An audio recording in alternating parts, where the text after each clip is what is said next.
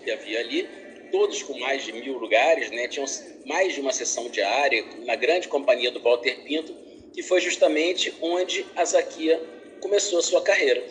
Ela foi galgando, porque no teatro de revista tinha uma coisa muito interessante, que era, quanto mais você ficava do começo do palco, da frente do palco, mais importância você tinha dentro do espetáculo, né? Então, em geral, as artistas começavam lá atrás e iam ganhando esse espaço à medida que iam progredindo na carreira, que foi o que aconteceu com a Zakia Jorge.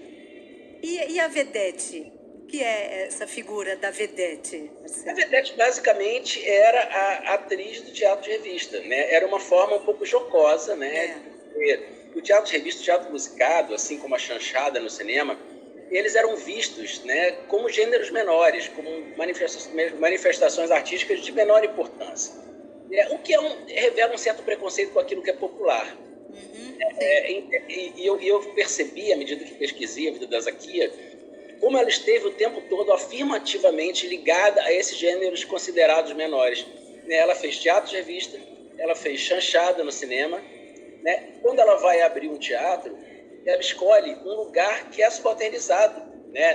Na lógica organizacional da cidade, Madureira é um bairro periférico, suburbano, né? Então eu acho que ela fez uma profissão de fé a vida toda, numa identificação com esses gêneros que seriam os gêneros populares.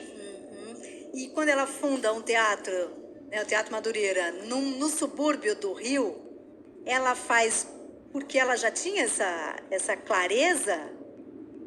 Não, ela é muito acaso, né? Assim, primeiro, a Zakia sai da companhia do Walter Pinto e vai trabalhar num teatro chamado Teatro Folies, que era um teatro em Copacabana, que era dos pais do Daniel Filho, produtor, ator, diretor, né?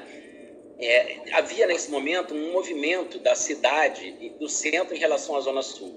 A abertura das boates, né, a abertura dos bares, esse centro nervoso da cultura, ele se desloca. Né? E na Zona Sul, o teatro de revista ganha características de teatro de bolso, são espetáculos menores, sem orquestra, com bandas menores.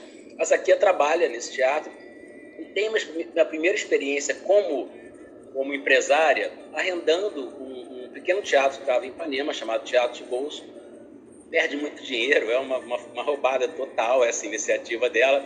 Mas nesse processo, um dia ela vai a Madureira num aniversário de uma amiga, numa churrascaria, e eu acho que ela percebe um bairro com muita pujança econômica, né? O Madureira já era, ali nos anos 50, um bairro muito forte do ponto de vista do comércio, já era um bairro com a Portela e o Império Serrano, com 2 escolas de samba, já era um bairro com um clube de futebol, com a agência do Banco do Brasil, com filiais de lojas chiques, e eu acho que ela nota que ali havia espaço para um teatro, mas ela é totalmente desacreditada por todas as suas amigas, por todo o meio teatral.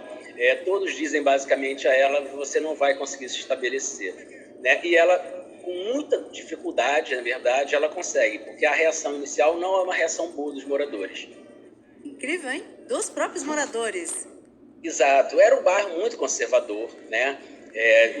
Tem um figurinista da Zakia chamado Mário Bastos, já falecido, que ele diz que a Zakia Jorge foi a primeira mulher a usar calça comprida em Madureira.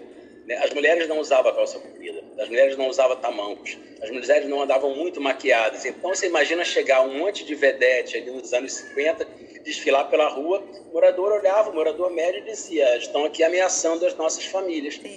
Ela não vai para o embate, ela conquista a partir de um processo de empatia mesmo, começa a circular pelo bairro, começa a almoçar nas pensões do bairro, faz uma coisa que eu acho absolutamente genial, que é convênio com as lojas que distribuíam panfletos para quem comprava com desconto nas peças do teatro, quer dizer, uma visão de marketing muito à frente do seu tempo, né? E aos poucos ela vai, como se diz na linguagem popular, comendo pelas beiradas, até se transformar numa grande referência e a passar a colocar nas peças do Teatro Madureira um pouco da cor local, né? A experiência da viagem do trem era uma coisa muito encenada, muitas referências ao samba, que era ali uma manifestação cultural do bairro, né? Então eu acho que o morador de Madureira e dos bairros próximos, ele olha para o palco e ele começa a se identificar, está falando da minha realidade, né?